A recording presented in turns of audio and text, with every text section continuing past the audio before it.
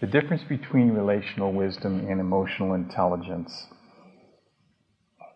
Emotional intelligence ultimately has no moral core. And I mean that kindly. There's nothing in EI other than what matters to me.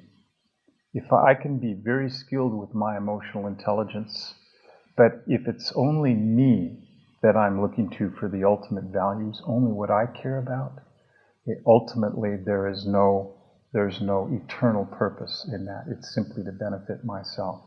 And a lot of emotional intelligence is packaged that way, that if you study EI and you become better at your relational skills, you're going to make more money. You're going to get a better job. You're going to be liked better by your peers. You're going to have a more successful marriage, whatever it might be. And here where the focus is, it's on me. There's nothing wrong with that. But what relational wisdom does that's unique is that we bring God into the center. And so it's not only asking what's good for me or what's good for the other person, but what does God think about this?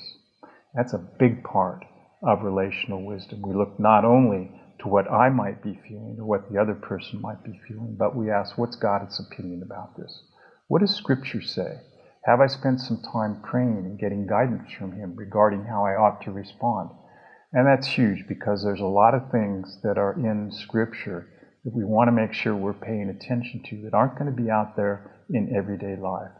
Two in particular. One is being able to be of service to other people. Another is laying down my life for a person, even when it hurts. You're not going to find that happening very often in the business world. You're not going to find that happening in the community. But it ought to be normative among Christians. And being able to bring God into the calculation and to ask the question, what's God's perspective on this? Who am I ultimately serving? Myself or the King of creation? Of course, it's the latter answer for a Christian. With relational wisdom, that's where we try to focus. We try to help people envision their own emotional responses and serving other people as they struggle with emotions through the lens of what does Scripture say?